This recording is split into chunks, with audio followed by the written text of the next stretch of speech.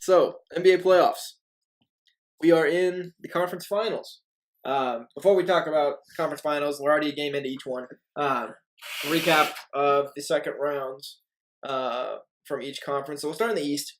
The Bucks, after getting a big fat Cleveland steamer dropped on them in Game 1, came back and poo-pooed all over the Celtics. 4 straight. Teabag party. High five! I like that one.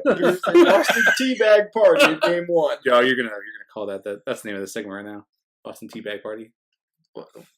That seems kind of weird. They titled it after a segment of a team that got just a train ran on them for 4 straight and lost in 5. Reverse Boston Teabag Party. They got the tea thrown at them. Yep. Did not do well in history. The Milwaukee Bucks.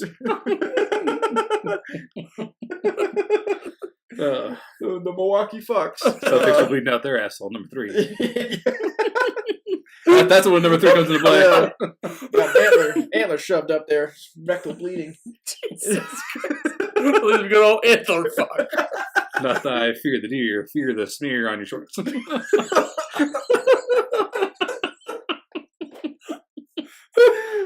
hell?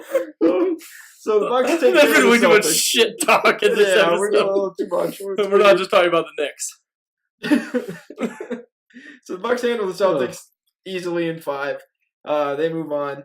Raptors Sixers turned into a absolute showcase series. It was awesome. Though, upon further review, before you get to there, after Embiid was like he was sick. His knee was sick. I don't know what the fuck was wrong with him. I don't know what the fuck was wrong with him. He said, no, we go in Game 7. And then that happened. Go. Yeah, so unless you live under a rock, everybody saw Kawhi hits the game winner in Game 7 in the corner over Embiid, bounces like 4 times, and then goes in. Over Embiid. Sends Toronto through to the Eastern Conference Finals. But Ben's wife actually pointed it out to us. There was a video that came up, and it showed off the inbound when Kawhi gets the ball, he might as well have been carrying a suitcase because he was a traveling. He took like fucking 8 steps before he ever even put the ball on the ground. He looked like he was a running back trying to hit the corner. With a Chinaman back. Isn't that the joke? Every time we travel, going to Chinatown? I don't know. Whatever. He traveled. Is that a joke? Going to Chinatown? My joke is going to be the same rest of the NCAA title game. Because they don't call travels either. Apparently, the new basketball rule, if you travel in the final minute, we don't give a shit. Yep. Just do it. Well, he made it, so we're good. If you missed it. Yeah. Let's bring it back. So, yeah, I mean, it's a pretty blatant travel. Yeah, I guess you could say, he's world change, instant replay, coaches can challenge, where you fuckers at? Where'd you guys go? Oh, because you didn't see it? Fucking shocker. Well, first of all, there's no challenges in the NBA, so that's a little bit harder. There's challenges in the NFL. All right, boom. Change.org, because they do so much. Petition, get challenges in the NBA. So, clear travel call missed. And then Ben Simmons plays piss poor defense. Embiid rotates over. Stop. That was to say, as soon as Embiid rolled over, this was like, all right, you got this. I'm going to walk to the bench. You got it. Yeah. It's like, I'm dating a Kardashian. Fell anything from Kanye? I don't have to try anymore. Wow. And then Kawhi sinks the rainbow over Embiid. It scares me thinking that Ben Simmons is the smartest person in the room at that house. By far. Ouch. Yeah, and then you watch him do that play. It's like, hope is not high. Ben Simmons and then Storm. Probably second. Isn't that the one that Tristan Thompson had sex with? Chloe? I think Storm's one of the children. Never mind. Yeah. Who the fuck? Only Tristan Thompson was Storm. That would have been a whole different. I don't know. Yeah. I fail to keep up with them, but some shit. You should watch their show because it's called Keeping Up with the Kardashians. So you'd be able to keep up. Sad part is I do because she loves it, and I'm just like, what the fuck's going on? How are these people rich? Yeah. Oh no, I know how they're rich. They get fucked. They put it on a video, and then bada bing, bada boom. That entire family's empire is built on one video. Think about that. One video. That entire family has the world in their So that only leads us to one question: their when are fingers. you gonna take one for the team and get the coach potatoes on the map? You need to get in the sack and film that shit. And get the coach potatoes sex man out there immediately. Oh man. We'll get some big guy named Bubba. He'll come in and just plow you. Okay, I'm not into that. Bill can choose to plow we want. Bill doesn't get Wrong. The whole thing is the Kardashian got fucked. The coach potato needs to get fucked. Then we're on the map. We're sort of started. We'll pick one lucky Saints fan and get his revenge on Bill. or ESPN Plus Yeah. supporter. We'll get Black Beast. Bill will die. Yes, I would die. I would die. Okay. Well, get would just sus. get fucking just destroyed by his hot balls. That's it. You'd have a number 4 at that point. That's my Black Beast destroy all. 1 is food, 2 is shit, 3 is blood, and 4 is death. I got number 4. Oh, man. I died. All right. We're gonna move on. How did we get on this topic? Weird segue. Ben Simmons, that's how. Western right. Conference. Ben Simmons sucking, and so does that family. I don't know. Ben Simmons jump shots number 5. Yeah. There was a show. It was like, do you believe this? And it was like, Ben Simmons needs a better jumper. And everyone's like, yeah. What kind of question is that? You just stupid? Yeah, it's not really a debate. Oh man. So, well, we'll start, I guess, with the Golden State series. I thought it was going to get interesting when Durant got injured, and then Golden State just came out and dumped on him, Then didn't, yeah. even without KD. Well, speaking of the series alone, I think as soon as Golden State won Game 5, it was over. Because Houston, I think, knew as soon as KD got hurt, in their minds, they'll never admit this, but in their minds are like, we got to win this fucking game. Yeah. And then I don't know if that's pressure on them to try to win that game or what, but as soon as they lost the game, he got hurt, they're just like, God, we lost even when he got hurt. Yep. And Golden State then had even more momentum than they had before because they're like, fuck, we won without him. Still got the group back, and then they haven't lost without him yet. So I was going to go back to your, like when you posed the question, what's more disappointing, LeBron only winning 2 or Durant only winning 2? This game, I think, proves that doesn't matter because they could have won without him. Not only did they win without Durant, Curry was putting a lot of offers in the first half. So this team that went I think they said they went 6 players deep on the bench. I couldn't name you majority of the people they played, and they still won. Granted, Curry came on in the second half, especially in the fourth quarter. But they did all of that. Those bench players, no-name bench players. Okay, they have names, but without Durant, I don't care if he gets 3 rings. I think they're proving that they don't need him, and that's hurting his case a lot. every game they win, he's getting diminished. And ironically, I think if they win it again, He doesn't play at all. Well, even if he does, just because I don't think he's going to play in this next game. Not that I've heard anything. Not that I've heard he is or isn't. I still don't think he will. They said before Game 1 he probably would not play the first 2 for sure. Even if they do win it all, just this little flash of people and people even questioning, well, do they even need Durant? He's gonzo. Whether they win the whole thing or not, he does not want that because he wants to be I'm the greatest alive. Blah, blah, blah. He's gone. He's gone. Especially if they Guaranteed gone. If they don't lose a single game before he comes back, he's gone. Oh, yeah. If they sweep the series, there's an interesting stat they Still showed during Game 1, which is in the 30 games since Durant's been there that he hasn't played and Steph has played, they're 29-1. Oh yeah, I've heard that. So side note, was he there for the Game 1? I don't know. Because I heard he was not there for Game 6. And if he wasn't either one, hey, Durant. Well, Game 6 was on the road, so I can understand that.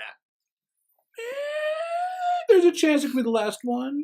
Playoffs. I don't know if I. I don't know. I feel like if to be a good that. teammate, you should be there. No, Yes. well, it wouldn't have been the last one for them because even if they lost, they would have had a home Game 7. Would that matter if he still wasn't at Game 1? Like if we saw something that said, hey, If he wasn't at Game 1 at home, then that's a problem. Yes. I think just going on the road right after you got hurt, I can understand that. I'd give you a pass on that one. Considering you had to fly, it wasn't like the Clipper series. Right. So He's not flying coach. True, but you still have to fly. and there's injury concerns with people flying. And also, if you're trying to rehab him as best as possible to get him back as quickly as possible, I think I could see him not going. If he wasn't there for game 1, after he probably spent the whole day rehabbing at the fucking arena, then that's a different story. I guess that's a debate for later. But if he wasn't either one, that's why no one likes you, Durant. Sorry. Yeah. But, I mean, Golden State got it done without him, so. Yeah. Well, exactly. He doesn't want to be people putting the camera on him. He's just like. The best thing they can have for Kevin Durant right now is if they lose 2 games and then he comes back and then they still win it all. Yeah. I think that would be the only saving grace you'd have for this campaign. Because you get through arguably your toughest series without him in the series clincher. In the Western. The other thing too, though, is that side, yes, I already think they played their toughest game. One of the 2 people I like in the Warriors, Steve Kerr, is probably smart enough to know he'll play the game where he's not going to force Durant back until they need him. So if they win the next game, they're up 2-0. There's no way he's playing game 3. Right. And he probably won't play until it gets to a 2-2 point.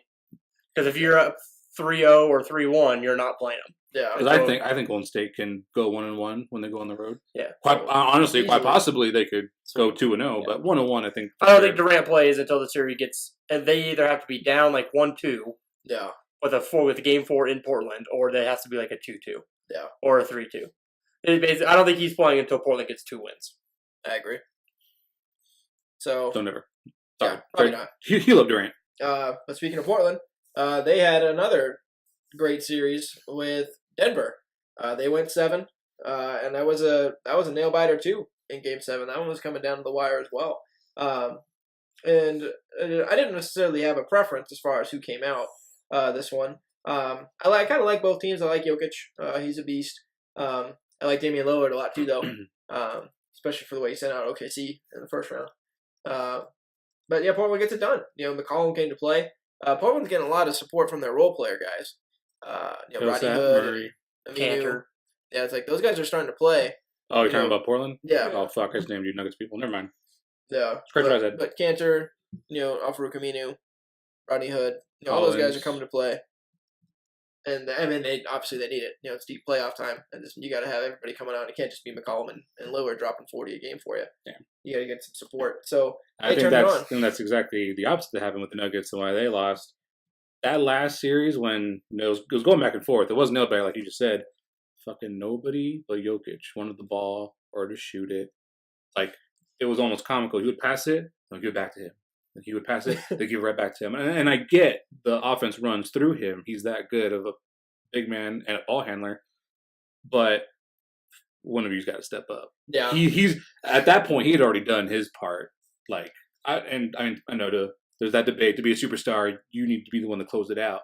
But at that point, I don't think anybody's going to argue that he didn't try his hardest. And I mean, he had help along the way on the other games. He'll sat Murray, but in this last game, it showed they are not deep at all. And that's what killed them.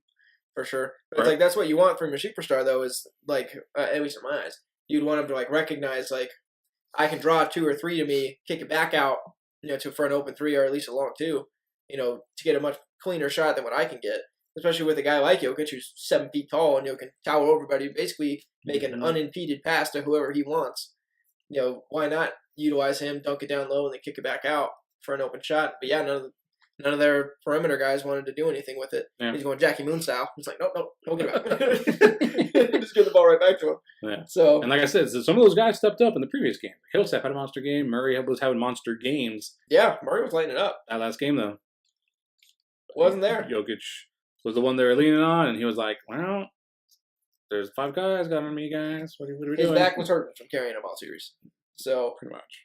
Denver bows out. Portland moves on. They take on Golden State. Game 1, Golden State pooped on their chests.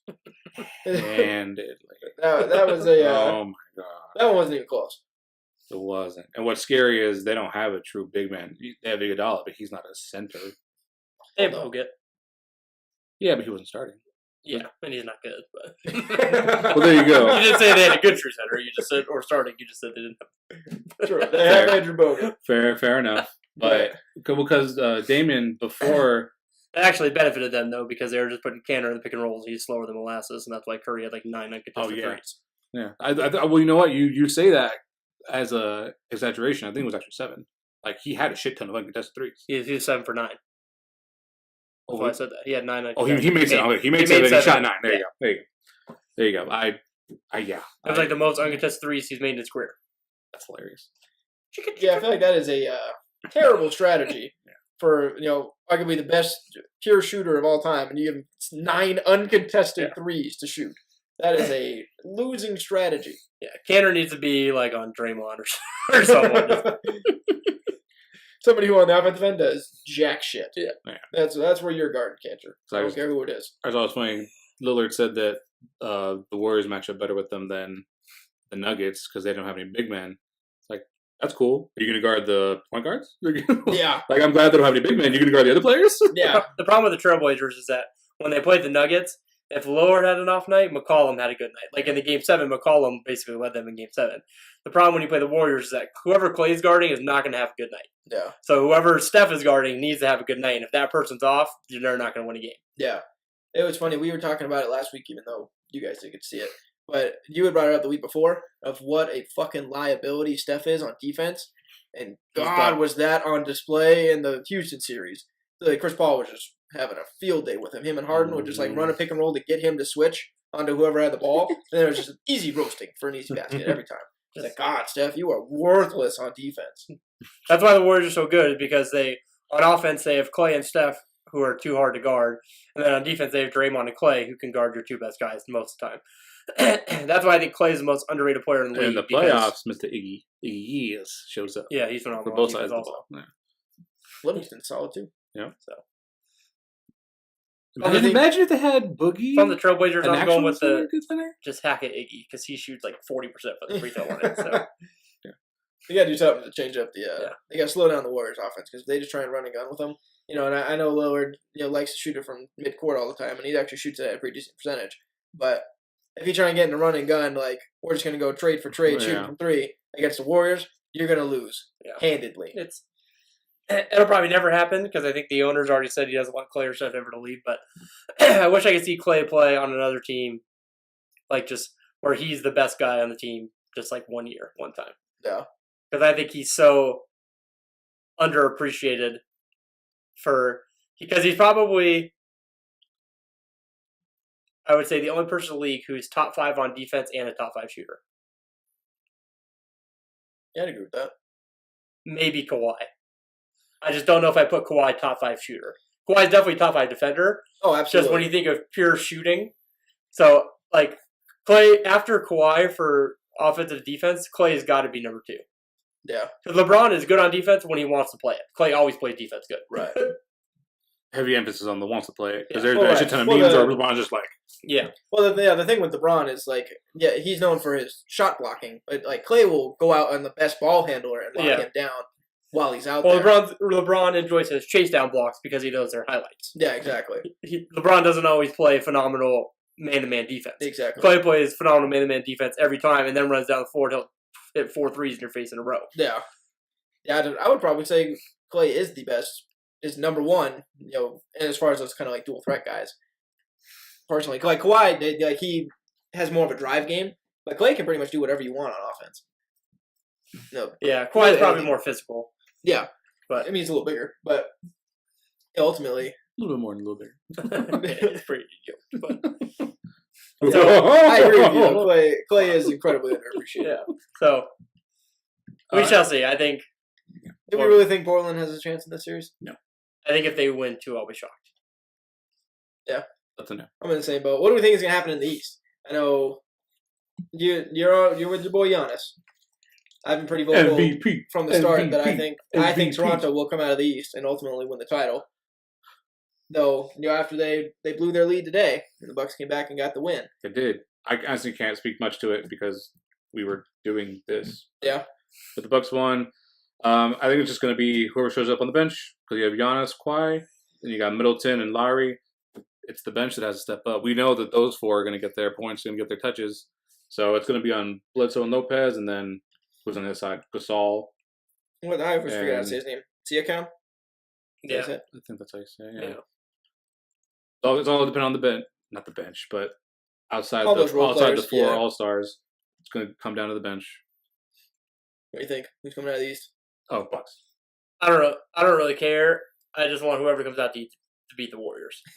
So Well, It's so hard because I don't think there's anyone on Milwaukee that can guard Kawhi, and I don't think there's anyone on Toronto that can guard Giannis. Oh, I think that's 100% true. So,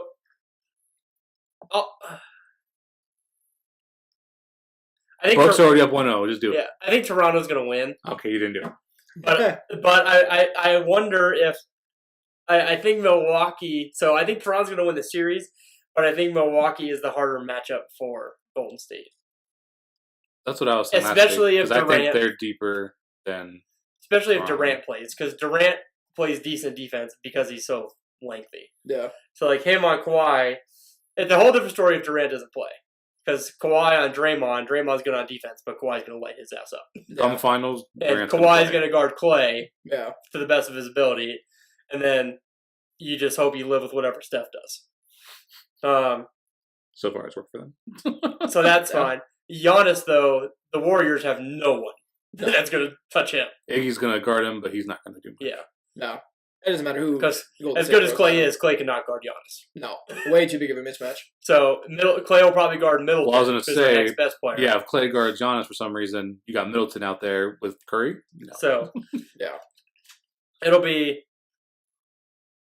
So I want to see who they have to guard Lopez because he's a big man, but he can drain it with them trades. They don't have anybody to play against Lopez. Mm-hmm.